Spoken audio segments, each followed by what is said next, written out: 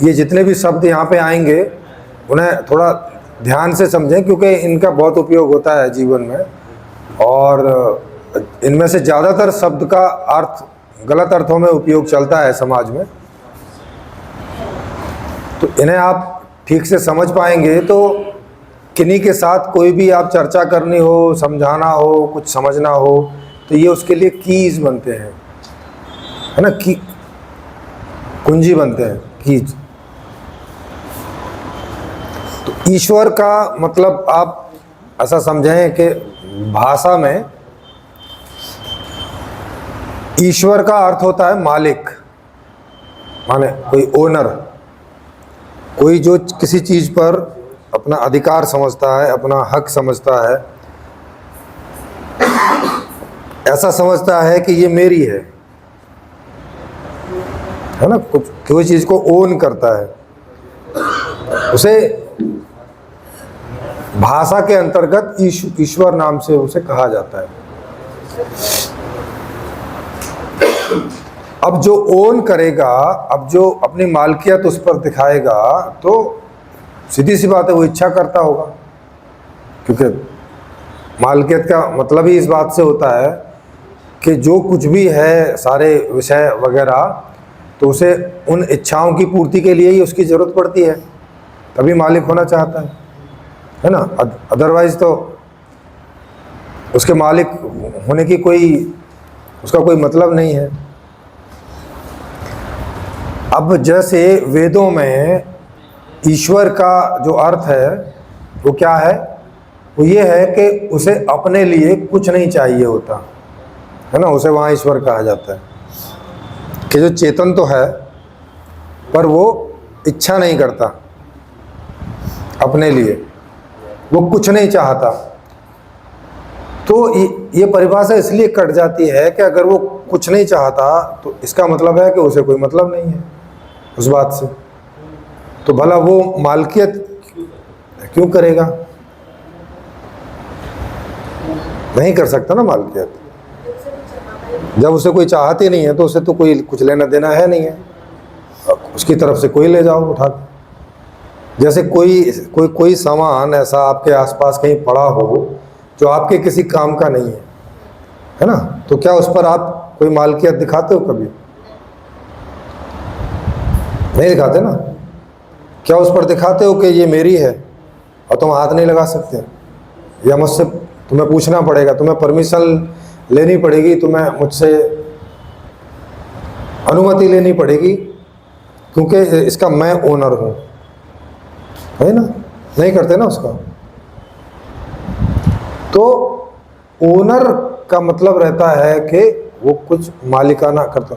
अब ये लोग बोलते भी हैं कि वो सारे जहाँ का मालिक है, ऐसा करके बोलते कि नहीं बोलते, लेकिन उसे तो कुछ चाहिए नहीं। तो ये एक विरोधाभास निकल के आता है कि नहीं आता है? क्योंकि आपको भी जो चीज़ नहीं चाहिए उसके लिए आपके अंदर भी कोई मालकियत का भाव आएगा नहीं आता ना। तो अब तो ईश्वर, वो तथाकथित ईश्वर, क्या हम और आपसे भी गया गुजरा है कि चाहिए भी नहीं और फिर भी धौंस कि मेरी है? हाँ, जबरदस्ती, मान ना मान मैं तेरा मेहमान नहीं। तो इसका मतलब है कि जिसे उसकी जरूरत है अथवा भविष्य में हो सकती है, ऐसा कोई चेतन मालकियत किसी चीज पर दिखाने का प्रयास करता है, क्योंकि उसे ऐसा लगता है कि अगर ये चीज़ मेरे अधिकार में होगी तो मुझे जब भी इसकी इच्छा होगी, ज़रूरत पड़ेगी, तो मैं इसका उपभोग कर लूँगा, या जिन्हें मैं मेरा संबंधी, सगा संबंधी बोलता हूँ, वो इसका उपभोग कर लेंगे। ठीक? तो ईश्वर कौन हुआ? माने मालिक हुआ कौन? क्या वो जिसे कुछ नहीं चाहिए? हाँ, तो इच्छा करने वाला। तो ईश्वर का मतलब होता है इच्छा करने वाला। इसका भावार्थ में जाएंगे तो ऐसे शब्दार्थ इसका मालिक है, ओनर है। लेकिन इसके भावार्थ में जाएंगे तो इच्छुक, इच्छा करने वाला। किस बात की इच्छा करने वाला? सुखी होने की। और तो क्या इच्छा करेगा? दुखी होने की तो करेगा नहीं। तो सुखी होने की इच्छा करने वाला जो है, तो ये इच्छा करने वाला तत्व जहाँ जहाँ आपको जिस जिस वस्तु में मिलेगा, वो वस्तु को एक ईश्वर नाम से भी कहा जाएगा। तो जब जिस भी चीज़ को ईश्वर कहा जा रहा है, तो दूसरे शब्दों में कहा जा रहा है कि ये कोई ऐसी वस्तु है जो इच्छा करती है। जैसे मनुष्य है, कुत्ता है, गधा है, घोड़ा है, सांप है, छछूंदर है, बिल्ली है, चूहा है, जो भी कोई ऐसी एंटिटी जो इच्छा वाली प्रक्रिया करती है, वो ईश्वर कहलाती है। समझ रहे हैं इस बात को?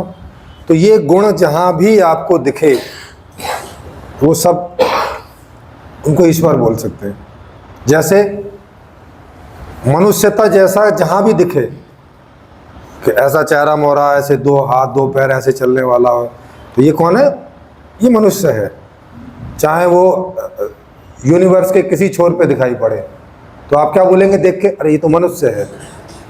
अरे यही बोलेंगे ना उसके गुण धर्म देख के, कि देखने में ऐसा लगता है, करता ऐसे ऐसे काम है, तो उसी आधार पर उनके नाम होते हैं। तो कोई उठपटांग काम कर रहा है तो वो लगता है अच्छा ये तो पागलों वालों में से है, ये तो पागल है ना? तो गुणों के आधार पे उसके नामकरण होते हैं। अच्छा, इसकी इच्छा तो जब इच्छा करता है तभी पूर्ति हो जाती है, तो क्या बोलेंगे? भाई तो ईश्वर के साथ साथ इसकी ऐसी स्थिति भी है कि आपूर्ति भी कर लेता है। ले लिया भाई, है ना? तो उसके साथ साथ क्या बोलते हैं? इसके समृद्ध भी है।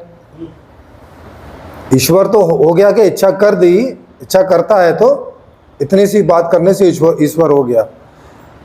लेकिन खाली इच्छा कर देने से आपूर्ति तो हो नहीं जाती है। आपूर्ति कब होगी? कि जब वो समृद्ध हो, माने उसके पास में वो संसाधन हो जिससे उस इच्छा की पूर्ति होती है। क्योंकि इच्छा किस लिए की जाती है? पूर्ति करने के लिए। कि भाई इसकी पूर्ति हो तो मैं सुखी हो जाऊं, तो सुखी होने के लिए। तो सुखी कब हो सकता है? जब वो उस इच्छा की पूर्ति हो। और पूर्ति करने के लिए संसाधन की आवश्यकता पड़ती है, विषय वस्तुओं की आवश्यकता पड़ती है। तो इसलिए वो उस पर अपना ओन करता है कि ये मेरा है और मेरा रहे। वो चाहे संबंधों में आप चले जाइए और चाहे दूसरी वस्तुओं में चले जाइए। होता है ना, ऐसा होता है कि ये मेरा बॉयफ्रेंड, इसको कोई हाथ लगा के दिखाए नहीं, और ये मेरी गर्लफ्रेंड, तू किसी की ना हो, तू मेरी ना हुई तो किसी की ना होने दूंगा। मेरी नहीं तो किसी की। हाँ, तो उसको पूछे कि अच्छा तेरी हो गई तब सबको होने देगा? नहीं, तब भी नहीं होने दूंगा। तो डर लगा। हाँ प्रांशु जी, हाँ प्रांशु जी, वो कहता है कि अगर तू मेरी ना हो सकी तो मैं किसी की ना होने दूंगा। अच्छा, उसको पूछो कि अच्छा तुम्हारी हो गई तब तो होने दोगे सबकी? बोले नहीं, तब भी नहीं होने दूंगा। अरे तो जब तब भी नहीं होने देना है, ऐसे भी नहीं होने देना, तो ये बात बोल क्यों रहे हो? मतलब ये बात बोलने से तो ऐसा लगा कि अगर हो जाएगी तब तो सब क्यों होने दोगे? उधर से भी ऐसे लागू। हाँ, उधर से भी ऐसे लागू। हाँ, तो अब वो भी बोलती है अगर तू मेरा ना हो सका तो तुझे किसी का होने लायक छोड़ूंगी नहीं। अच्छा, मतलब हो गया तब छोड़ दोगी? हाँ, तो वो उस चीज पर अपना मालिकाना हक दिखाता है या दिखाती है ना? क्यों? क्योंकि उसे पता है कि मुझे इच्छाएं होती हैं और उसकी पूर्ति के लिए इसका मेरे साथ होना जरूरी है। और कब इच्छा हो जाए, कोई उसका समय सीमा तो होती नहीं है कि नहीं भाई साहब अब एक बार हो गया तो अब 4 दिन बाद आना, तब तक के लिए छुट्टी जाओ।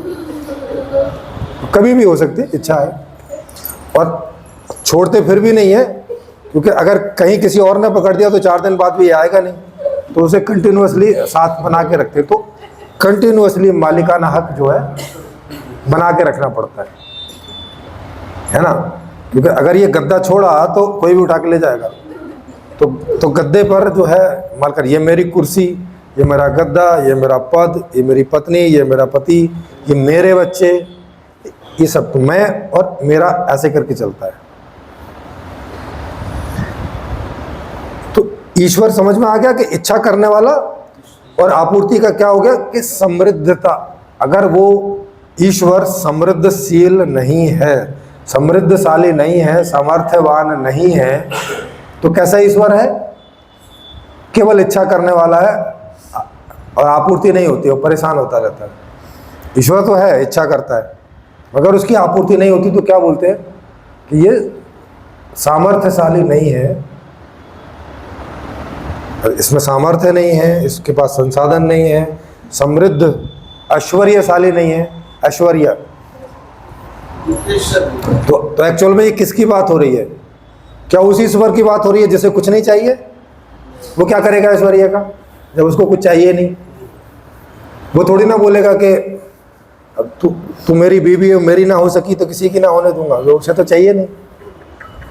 तो वो तो ईश्वर हुआ नहीं। तो ईश्वर कौन हुआ? हम और आप, माने जो यहाँ जीव जगत है, जो इच्छा करता है, वो सब कौन हो गए? ईश्वर हो गए। ये बात समझ में आ गई? इसमें से किसी को कोई भी प्रश्न उठता, क्योंकि एक एक करके चलेंगे। ईश्वर क्या है, इसमें किसी को कोई भी ऐसी शंका उठती हो तो पूछ सकते हैं। ये मैंने आपको भाषा के आधार पर भी बता दिया और बहुत सारा व्यवहारिक रूप इसका दिखा के इसका भावार्थ भी समझा दिया। और वो किसी ऐसे काल्पनिक ईश्वर को, उसको ईश्वर बोल रहे हैं और साथ में कह रहे हैं कि वो इच्छा नहीं करता, उसे कुछ नहीं चाहिए, तो ये भी आप समझ सकते हैं कि ये विरोधाभास है। क्योंकि जब जैसे आप अपने आप को उसकी जगह रखें और सोचें कि आपको इच्छा नहीं होती, तो आपको उसकी आपूर्ति से कोई लेना देना नहीं, ऐश्वर्यता से कोई लेना देना नहीं, समृद्धि से कोई लेना देना नहीं। कोई मतलब है क्या? आप गरीब हो, अमीर हो, जब इच्छा ही नहीं करते तो क्या मतलब है?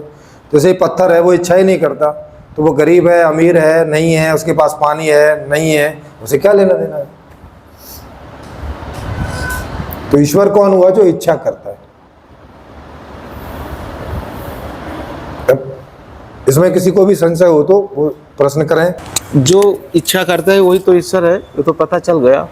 अभी जो ईश्वर की बात वो अध्यात्म में जो आज तक बताते आए, जो सृष्टि करता है, वो तो ऐसे इच्छा किया होगा। उन्होंने जो गल्प सुनाया, जो हिस्ट्री बताया, जो विश्वास लाया लोग आदमी के अंदर, उस ईश्वर, वो इस ईश्वर को वो कैसे पैदा किया?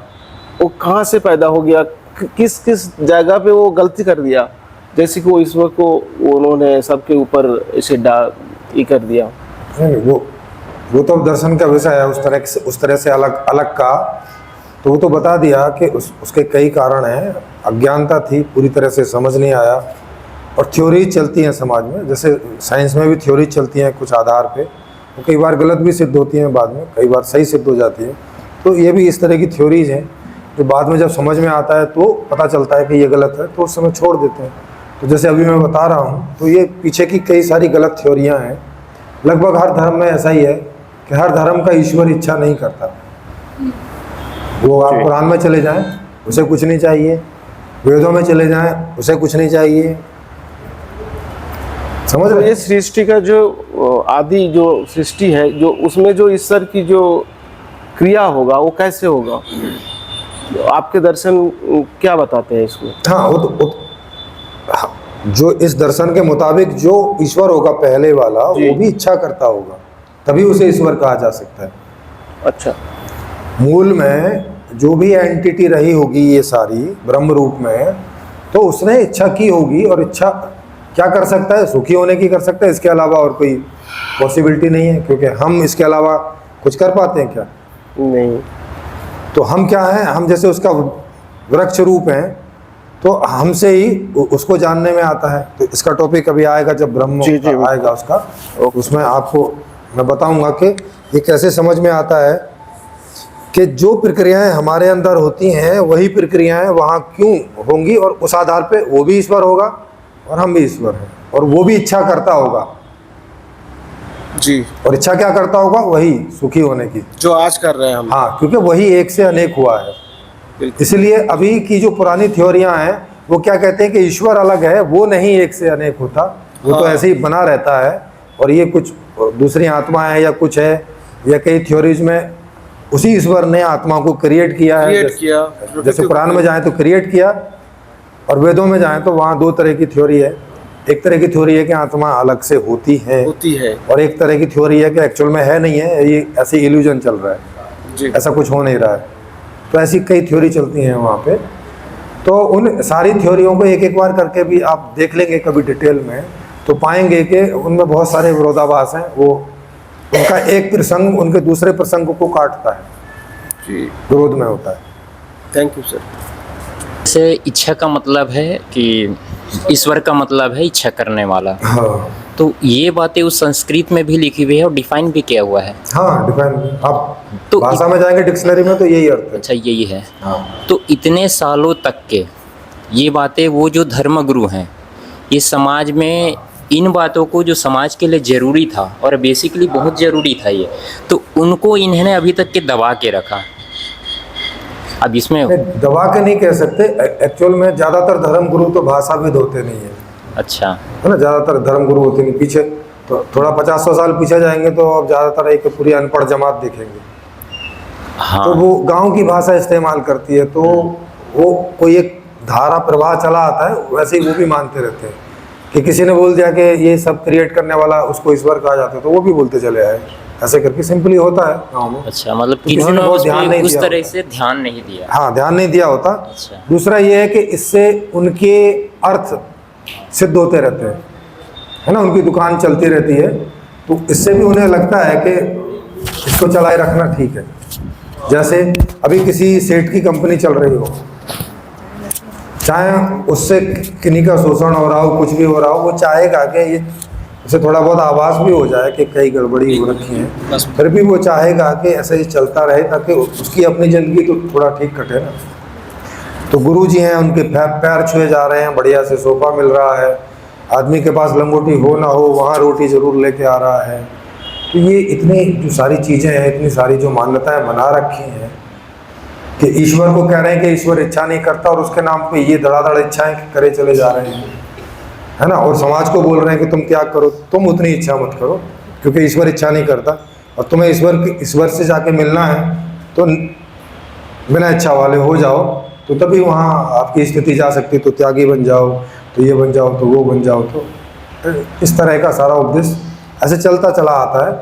बहुत मुश्किल होता है कि कभी कोई चेतना में अपडेट होता है, कुछ इस तरह से रहता है, और किसी को ये बातें समझ में आती है, और वो फिर इन चीज़ों को रखता है, क्लियरिफाई करता है, तो बात आगे बढ़ती है। जी सर, वो जो ऑरा होता है और जो आत्मा और परमात्मा, इसका कॉन्सेप्ट जो इच्छा करने वाला है, तो इसमें जो विरोधाभास है उसमें कौन शब्द है जिसको हटा दिया जाए तो फिर जो बचेगा तो वही उसको सत्य मान लिया जाए?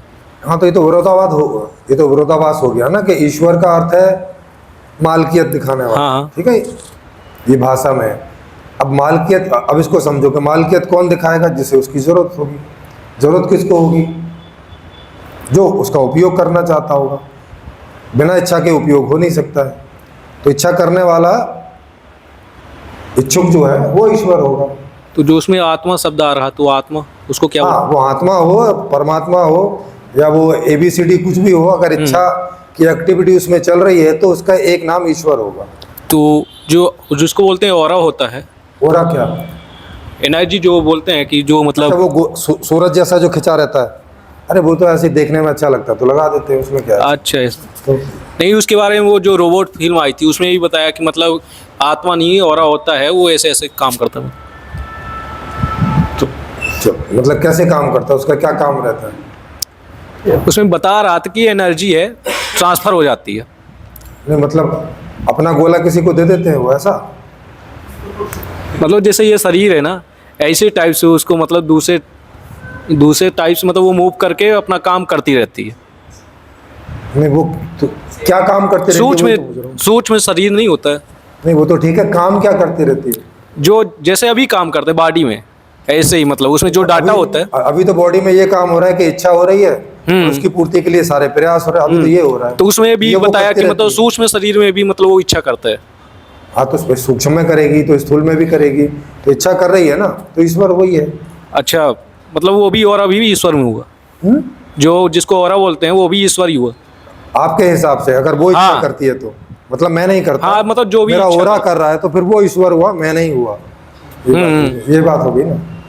और जो एक शब्द आता है तत्व की, तत्व है क्या, जिसकी खोज में लगे होते हैं, तत्वदर्शी गुरु ढूंढते हैं, और जो तत्वदर्शी बनते हैं, ये तत्व है क्या, किस तत्व की बात कर रहे वो तत्वदर्शी का मतलब रहता है कि मूल वाला तत्व खोजना, अल्टीमेट। वैसे तो सब कुछ तत्व ही है, पर इस तत्व के पीछे जो मूल तत्व, जहाँ से सारी कहानी शुरू हुई, उस बेस को जानने के लिए आगे बढ़ते हैं। और जो कोई व्यक्ति जान लेता है वो ऐसा दावा करता है कि वो अब तत्वदर्शी हो गया, माने वो उस तत्व को देख लिया या समझ लिया या जान लिया।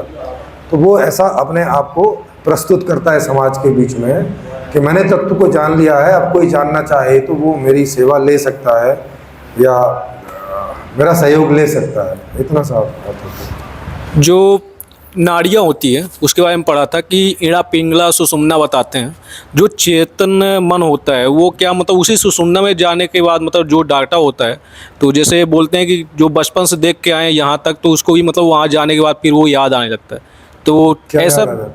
मतलब जो डाटा चाहे देखे हों, जैसे बहुत से काम ऐसे करते रास्ते में जा, डाटा के लिए तो मेमोरी होगी ना उसमें। हाँ, हाँ। उसमें ईड़ा पिघला से क्या लेना देना। हाँ, तो उसके बारे में पढ़ा था। क्या मतलब ऐसी कोई नाड़ी है जो मतलब सुषुम्ना अवस्था में उसमें जा सकते हैं, क्योंकि उसमें कुंडलिनी जागरण में मतलब इसको मुख्य माना गया है। हाँ, लेकिन ऐसे कोई आपको आदमी मिले हैं जिनका कुंडलिनी जागरण है? ऐसा कोई मिला आपको? ये नाड़ी वैद्य लोग भी मतलब हाथ हों तो पकड़ के नहीं देखते हैं कि मतलब वैद्य दिमाग- वालों की नाड़ी दूसरी नाड़ी होती है, वो तो ये नसों को नाड़ी बोलते हैं। हम्म आयुर्वेद में जिसमें खून बहता है, हम्म जिसमें स्पंदन होता है, ऐसे ऐसे ऐसे, आयुर्वेद तो उसको नाड़ियाँ बोलता है। या जिनमें से ब्लड बहता है और दूसरी चीज़ें बहती हैं, वो छोटी धमनियाँ, बड़ी धमनियाँ, वो तो उनको बोलता है। कुंडलिनी चक्र वाले इनको नाड़ियाँ नहीं बोलते। तो वो जो मतलब श्वास का प्रक्रिया होता है कि मतलब इधर मतलब सूर्य जो श्वास होता है और जो चंद्र श्वास होता है वो ठंडा होता है, इसका मतलब एक प्रावधान उन्होंने बीमारी से बनाया। फिर इसके बाद जैसे क्या होता है, जब बराबर नाड़ी चलती है बोलते हैं, तो वो मतलब बीच बराबर नाक से मतलब सांस जाता है और अंदर बाहर होता है। हाँ, तो वो तो उन्होंने नाम रखा हुआ है ना कि भाई इस वाले का नाम रख रखा है चंद्र, जैसे या तो बोल दो बायां स्वर या बोल दो उन्होंने नाम रखा है चंद्र स्वर। शरीर पर इसका ठंडा प्रभाव पड़ता है तो इसलिए उसको चंद्रमा का नाम रख दिया, क्योंकि जैसे चंद्रमा रात में थोड़ी शीतलता रखता है, उसके आधार से उसकी तुलना करके इसका नाम चंद्र नाड़ी रख दिया, इसका नाम सूर्य नाड़ी रख दिया। ठीक है, जब ये दोनों एक साथ चले तो उसका नाम उन्होंने सुषुम्ना रख दिया। सुषुम्ना का मतलब जब चंद्र स्वर और सूर्य स्वर एक जैसे हो। तो बस इतनी सी बात है। आयुर्वेद में तो इतना ही है। बाकी जो कुंडलिनी का सारा चक्कर है वो आयुर्वेद में नहीं है, वो अलग से है। सुखना में जागृत ऐसा बड़ा कुछ। हाँ, वो तो उसमें तो वो ऐसा उनको ऐसा लगता है कि अगर चंद्र और सूर्य स्वर हैं दोनों तो हाँ स्थिर हो जाते हैं, माने वही दोनों चल रहे हैं। स्थिर होने का मतलब है लगातार वही चले। हाँ, नहीं तो ज़्यादातर क्या होता है कि जब इस स्वर से इस स्वर में चेंज होता है तो वो जैसे ये चल रहा है तो ये थोड़ा धीमे चलने लगता है और ये खुलने लगता है, और फिर ये चलना शुरू हो जाता है ज़्यादा, ये बंद हो जाता है। ऐसे स्विच होते रहते हैं हमारे जो शरीर के टेम्परेचर के आधार से ये स्विच होते रहते हैं। तो वो कुछ देर के लिए ऐसा लगता है कि दोनों में बराबर चल रहा है, क्योंकि इसमें आधा कम हो गया है और इसमें आधा शुरू हो गया, तो ऐसे लगता है। तो वो कह रहे हैं कि इसको आप सम करो, माने इसको ज़्यादा देर सुषुम्ना वाली स्थिति में रखो, माने सम रूप से चले। तो ऐसा उनका कहना है कि अगर ऐसा रहेगा तो आपको ध्यान करने में सहायता मिलती है। ये कौन बोलते हैं? ये कुंडलिनी वाले बोलते हैं। समझ रहे हैं? आयुर्वेद वाले का इससे कोई लेना देना नहीं। उसका ठंडा और गर्म होता है, बस ये रहता है कि अगर शरीर में कोई तापमान बढ़ गया या ऐसी कोई समस्या हो गई है कि जो ठंडे की वजह से हो गई है ना, जैसे शरीर में कोई दर्द हो गया, ठंड पकड़ गई, तो वो कहेंगे कि आप बाईं करवट से ज़्यादा सोइए। दवाई वगैरह देंगे, बोलेंगे बाईं करवट से सोइए। बाईं करवट से सोने से क्या रहता है कि हमारा सूर्य सुर चलता है, तो इससे शरीर में थोड़ी गर्मी पैदा होती है, तो उससे उसमें लाभ मिलता है। तो ये शरीर का ऐसा है, बाकी इससे ऐसा कोई लेना देना नहीं है कि इसमें ध्यान होगा नहीं होगा, ऐसा करके कुछ नहीं। वो जो इंसान का पीनियल ग्लैंड होता है जिसमें वो आत्मा का घर बोलते हैं, तो इसमें मतलब थोड़ा आप प्रकाश डालिए इसके बारे में, क्योंकि रोमन्स लोग इसके ऐसा करके स्ट्रक्चर बना के बहुत पूजा करते थे। हाँ नहीं तो ऐसा भी साइंस की तरफ से ये प्रमाणित तो नहीं हुआ, बाकी उनका ऐसा मानना है, तो अभी सही उसको भी हो मतलब सकता है। थर्ड आई से भी मतलब प्रेजेंट करते हैं कि ऐसा। हाँ, तो ऐसा कोई प्रमाणित तो है नहीं अभी, और मेरे भी अनुभव में इस तरह का कुछ है नहीं। लेकिन ये कोई बात ऐसी वाली कि भाई यहाँ पे आत्मा रहता है या क्या है, लेकिन मुझे भी इतना तो लगता है कि आत्मा का जो भी कहीं पे भी कोई बिंदु होगा तो वो इसी क्षेत्र में होगा, अंदर ही कहीं, मस्तिष्क में जिसको बोले, तो मस्तिष्क में ही कहीं होना चाहिए। अनुभव में ऐसा लगता है कि जब भी कभी साइंस को पता चलेगा तो इसी में कहीं ना कहीं वो दिखेगा। हो सकता है यहाँ हो सकता है अंदर मस्तिष्क में बीच में कहीं हो, पीछे हो, कहीं भी हो सकता है। तो सच ऐसे करके क्लैरिटी से पता नहीं चलता कि एग्जैक्टली कहाँ है। ध्यान में तो नहीं पता चलता, साइंस कभी पता लगा लेगी तो वो एग्जैक्ट बता सकेगी। क्या मतलब जैसे रीढ़ की हड्डी होती है तो उधर भी कोई डाटा स्टोर होता है, मतलब जैसे जो ये भी विज्ञानी बताएगा, ध्यान में नहीं पता चलता है। हाँ, क्योंकि क्या है कि बॉडी के हर ऑर्गन्स को मतलब एक्सचेंज कर दिया जाए हाँ T20 द्वारा, और बाकी क्या होता है जैसे सिर हो गया मेरा, और जो मतलब मेरा शरीर है उसी के एक्सेप्ट करता, दूसरे के शरीर को नहीं करता, तो इसके बारे में मतलब पूछ रहा था। हम बताया तो, ये जो चीज़ें पूछ रहे हैं ये विज्ञान की हैं, तो वैज्ञानिक ही बता सकते हैं इस मामले में। वो भी तब बताएंगे जब वो खोज लेंगे, जब तक नहीं खोज रहे तो नहीं बता सकते। ध्यान में इस तरह का पता नहीं चलता, मतलब ये इस तरह की चीज़ों के ज्ञान के लिए ध्यान और उसका कोई उपयोग नहीं है। तो जिसे बोलते हैं जैसे कुंडलनी जो लोग बताते हैं कि जो द्रव्य होता है, तो मतलब वो जो ट्रांसफार्मा मतलब जहाँ पे नाड़ियों का मतलब नहीं, संगम ऐसा कोई होता है। आदमी है क्या आपकी जानकारी में? क्योंकि किताबों में तो बहुत कुछ लिखा हुआ है। हाँ, तो किताबें उसी के मैंने बारे में अभी पूछ बताया रहा हूँ कि सर। दर्शन की किताबें गलत हैं, बहुत सारी गलत हैं, तो उसका पूछते रहोगे तो एक कम से कम 10 साल भी पूछते रहोगे तो मैं यही बताता रहूँगा, ये है नहीं, ये है नहीं, ये साइंस बताएगी, ये ऐसे करके बताता रहूँगा मैं। कोई प्रमाणिक, कोई आपका अपना अनुभव हो, आपने कुछ खोजा हो, या कोई आदमी ऐसा हो जो ऐसा दावा कर रहा हो और आपको लग रहा हो कि ठीक है, तो उन्हें ओपन मंच पे निमंत्रित करें, तो उन्हें हम लोग इंटरोगेट कर सकते हैं। ऐसा जान है नहीं, सकते मगर हैं। क्या है कि वो मोटी मोटी किताबें लिख के रखे हुए हैं, तो मतलब वो किताबें तो मैंने भी पढ़ी हैं, और जनरली सारी बेकार है। खास तौर से कुंडलिनी वाली किताबों में मुझे कोई काम की बात नहीं मिली, तो वो तो मैं एक लाइन में आपको ऐसे ही बता सकता हूँ। उसमें से आप जो पूछ रहे हो वो सब बेकार है, उसका कोई मतलब नहीं। हमने जैसे अभी आगे के सेशन में बात की थी, ठीक है, जी। कि तो क्या होता है अगर ऐसा हो सकता है कि जैसे यहाँ पे हम ध्यान कर रहे हैं अच्छे से, मतलब हमारी जागृत अवस्था में, और कंसंट्रेशन यहाँ पे हो गया, हाँ और सांसों पे हम कंसंट्रेशन कर रहे हैं, तो हम अच्छे से स्वप्नावस्था में जाएंगे मे बी, या फिर सो जाएगा बंदा, हाँ, तो वो जब जगेगा तो वो रिफ्रेश ज्यादा हो रहा है यस और वो एनर्जेटिक फील कर रहा है, बिल्कुल। तो उसको आभास हो सकता है अगर ये सब पढ़ा हुआ है कि मेरी जागृत हो गई है कुछ भी। हाँ, तो ये तो मैंने बताया था ना कि मुझे भी इस प्रकार के कई अनुभव हुए, और जब मैं उस जांच में गया तो मुझे वो काल्पनिक सारे पाए गए। और ऐसा ही नहीं है, एक बार टीकरी है, एक मेरठ के पास में एक टीकरी गांव है, तो जब मैं साधु था तो वहाँ कुटिया पे ठहरा हुआ था सर्दियों में, तो वहाँ एक रिटायर्ड प्रिंसिपल थे, बुजुर्ग थे, तो वो जवानी से ही कुंडलिनी की साधना किया करते थे, लाड़ी मासे वाली परंपरा में, है ना, लाड़ी मास है। और जो उनके जो फेमस योगानंद,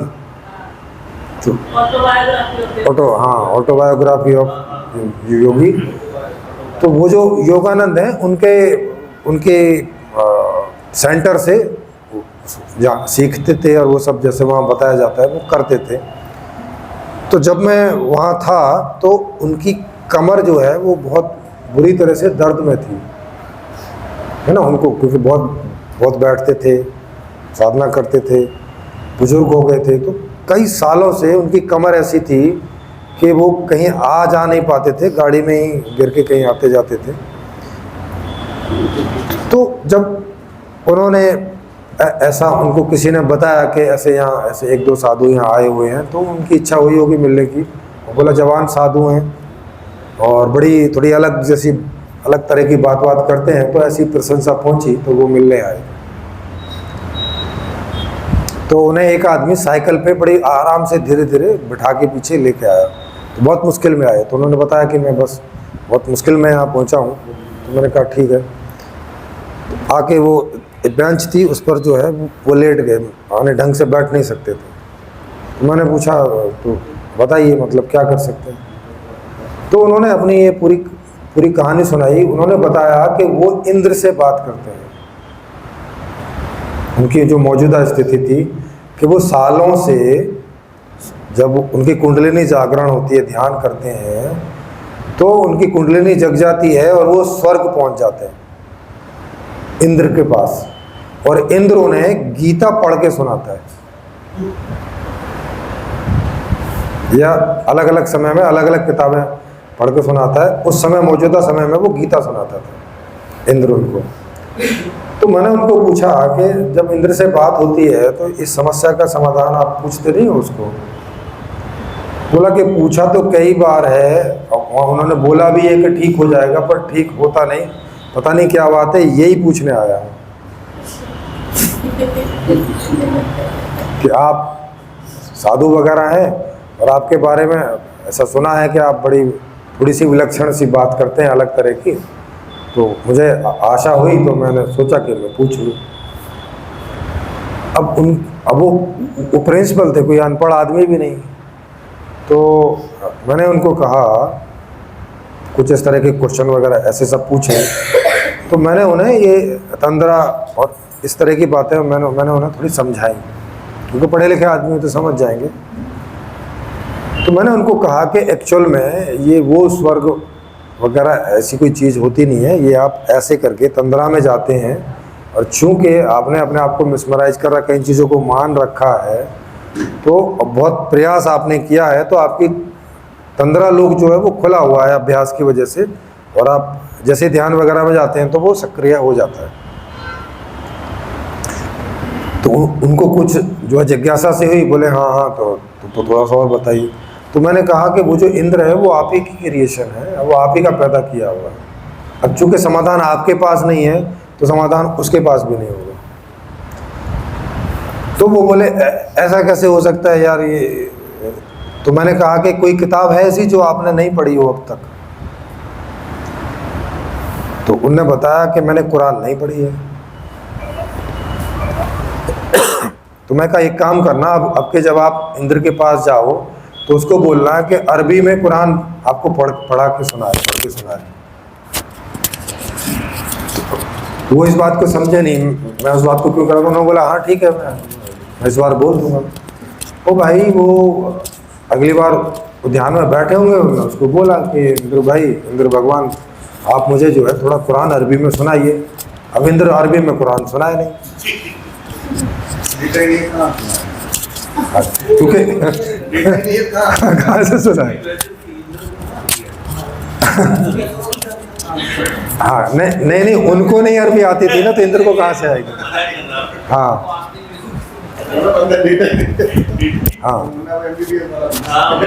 अब भाई उन्होंने एक बार उसको बोला, अब उधर से कोई प्रक्रिया नहीं।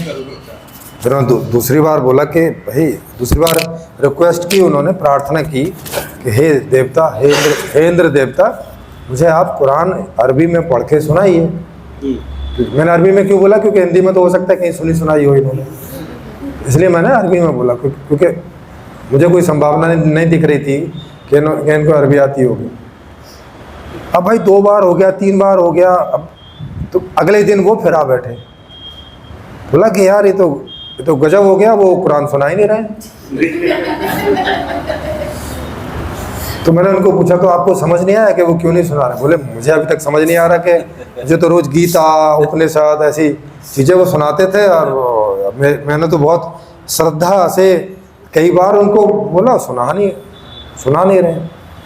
तो फिर मैंने उनको समझाया, देखो वो कुरान इसलिए नहीं सुना रहे क्योंकि आपको नहीं आती है। तो मैंने उनको बोला कि मैं कहा आप एक काम करो। तो उनके गांव में कुछ मुसलमान भी रहते थे और वहाँ पे मस्जिद भी थी। तो मैंने उनको कहा कि अब आप एक काम करना कि उसमें जाना मस्जिद में और उससे एक कुरान की आयत का रट्टा लगवा लेना, है ना, उसको हिंदी उसमें लिखवा लेना, हिंदी अर्थ में नहीं, हिंदी लिपि में लिखवा लेना, ताकि आप अरबी को हिंदी में पढ़ सको, ऐसे करके। तो वो बोला अच्छा ठीक है, तो उनने जाके वो लिखवा लिया और उसका रट्टा लगाया इन्होंने। तो मैंने कहा अब इंद्र को बोलना कि मुझे जो है कुरान की वो आयत सुनाओ, तो वो आपको सुना देगा। तो बोला अच्छा। तो उनको ऐसे लग रहा था कि जैसे मेरी कोई 60 गांठ है इंद्र के साथ कि जैसे मैं जो बोल रहा हूँ इंद्र वो काम कर रहा है। तो उसको लगा यार ये मतलब मेरी बात सुन नहीं रहा है और इनकी बात सुने चले जा रहा है, जैसे बोल रहे हैं वैसे ही कर रहा है। तो उन्होंने और वही तरीका नहीं समझ रहे कि मैं ये क्यों कर रहा हूँ ऐसा तरीका। तो फिर उन्होंने कहा वो आया तो उन्होंने सुना दी। यार ये क्या। फिर वो आगे तीसरे दिन उनका चलना बहुत मुश्किल था, पर फिर भी वो बैठ बाट के एक लड़के को ले ला के पहुँच गए। बोला यार वो आयत तो सुना दी महाराज उसने। तो मैं कहा अभी आपको समझाऊं या अभी और ऐसे करके देखोगे। मैं कहा अब उस इंद्र को बोलना कि एक आयत तो तुमने सुना दी, बाकी भी सुनाई दो। तो उसने आगे फिर प्रयोग किया, बोले वो बाकी सुना नहीं रहे हैं, एक ही को सुनाते हैं बस। तो फिर मैंने उनको सारा माजरा बताया। मैं कहा देखो आप प्रिंसिपल हो, आप खुद ही सोचो कि वो वही सुनाता है जो आपको आता है, जो आपको नहीं आता वो उसको भी नहीं आता, है ना। तो उनको खटका हो गया, बोले लग तो ऐसा ही रहा है। तो मैं कहा आपको समझ में आ गया ना कि वो आप ही की क्रिएशन है, आप ही का वो प्रोजेक्शन है एक्चुअल में। अरे ऐसा हुआ तो भाई उसकी तो साधना वाधना सब उजड़ गई। मैं फिर 1 साल जब बाद गया तो उनकी कमर भी थोड़ी ठीक हो गई, क्योंकि अब वो उतना बैठते बैठते थे नहीं, तो वो जो समस्या हो रखी थी थोड़ी ठीक हो गई और वो खुद साइकिल चला के आए अगले साल। तो मैंने कहा अब तो कुछ ठीक ठाक हो रहे हो, दवाई ववाई कुछ ठीक ठाक काम करके दिखे। बोले नहीं, वो बोला दवाई तो मैं लेता ही नहीं, पहले मैं लेता था तो उससे तो कुछ हुआ नहीं था, तो दवाई तो मैंने कब की बंद कर रखी थी, लेकिन अब मैं ध्यान वगैरह नहीं करता हूँ तो ये थोड़ा सा अपने आप जो है ऐसा ठीक ठाक हो रहा है मामला। तो मैं कहा आपकी कुंडलिन वुंडलिन का क्या हाल है? वो तो खत्म हो गई है उसका तो क्योंकि अब उनको समझ में आ गया कि यार मैं सपने देख रहा हूँ अंदर बैठ के, तो सपना ही है। हाँ, कंट्रोलर से करके सपना है। फिर 2-3 साल के बाद गए तो उनका शरीर पूरा हो गया था, वो मर गए, काफ़ी बुजुर्ग थे। तो ये उदाहरण मैं आपको क्यों समझा रहा हूँ कि ये जो कुंडलिनी वालों का चक्कर ऐसे करके रहता है कि ये मान्यता के आधार से इस तरह की चीज़ें हमारे अंदर प्रोजेक्ट होती है, हम ही करते हैं अनजाने में, और हमें ऐसा लगता है कि ये ऐसा नहीं है, जो कहानियाँ हम पढ़ के आ रहे हैं वो वास्तव में हैं ऐसी, पर इन्हें चेक करने का तरीका होता है। जैसे अभी मैंने उसको चेक करवाया ना उसको, तो प्रैक्टिकल तो चेक हो गया।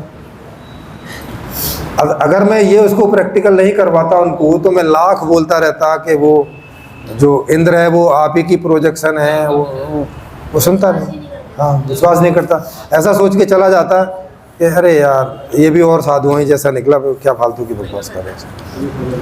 हम ये पूछना चाहिए, बोलना चाह रहे थे कि इसमें ईश्वर में भ्रांतियाँ ये लोग इसलिए पाल रहे हैं। मेरी कम से कम 10 से ऐसी आध्यात्मिक से बात हुई व्हाट्सएप के माध्यम से, वैसे मैं जब उनसे पूछता हूँ कि वो एक से अनेक हो रहा है कि एक से अनेक का निर्माण कर रहा है, वो भटक जाते हैं। हाँ, या तो इंग्लिश वाले जब बोलते हैं मैं वो क्रिएट हो रहा है कि वो क्रिएटर है, हाँ, और यहीं पर वो भटक जाते हैं। और यही भ्रांतियां हैं, उनको ये लगता है कि वो क्रिएटर है, उनको लगता है कि निर्माण कर रहा है, एक से अनेक का निर्माण कर रहा है, और इसी भ्रांतियों की जगह उनके ईश्वर के अर्थ गलत हो जाते हैं। यस वही बात।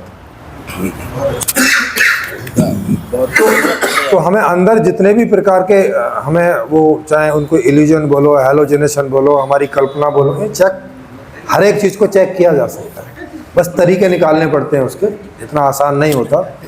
तो जो इस क्षेत्र में ज़्यादा काम करते हैं उन्हें इन तरीकों का मालूम चलता है। अच्छा, वो तंद्रा मैं आपको ये भी शायद इसमें आ जाएगा, आगे नहीं आए तो ध्यान दिला देना। तंद्रा अवस्था में और जागृत अवस्था में अंतर कैसे करें वो इसको बता देना। ये इतना सारा समझेंगे तो तब बाद में समझना आसान होगा, तो बाद में याद दिला देना।